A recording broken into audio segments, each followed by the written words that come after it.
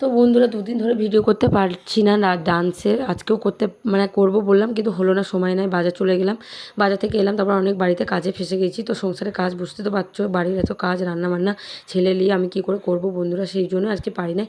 তো তোমরা আমার ভিডিও ভাববে যে ভিডিও কেন বানাচ্ছে না, ভিডিও কেন আসছে না, দিদি কেন দিদিভাই কেন ভিডিও দিচ্ছে না, কিন্তু দিদিভাইয়ের কত চাপ সেটা দিদিভাই বুঝছে। তো তোমার সাথে কী শেয়ার করবো, তো চলো আজকে আমি একটা তোমাদের সাথে নতুন রেসিপি নিয়ে চলে এসেছি।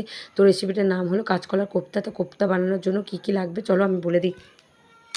তো কাঁচকলার কোপ্তা বানাবার জন্য কাঁচকলা, আলু আমি প্রেসারে একটা সিটি দিয়ে দিয়েছিলাম, আর তারপরে ছানা আর বেসন দিয়ে ভালো করে ওইটাকে মিক্স করে নিয়েছিলাম, ভালো করে চটকিয়ে ধনে গুঁড়ি, জিরে গুঁড়ি, লঙ্কা গুঁড়ি, নুন, চিনি সব কিছু দিয়ে ভালো করে মিক্স করে নিয়েছিলাম, গরম মশলা গুঁড়ি সব কিছু দিয়ে ভালো করে মিক্স করে ওটাকে মচমচে করে তেলে ভেজে নিয়েছিলাম, ভেজে তুলে তারপরে এটা ঝোল বানাবার জন্য কী কী, তো তেজপাতা,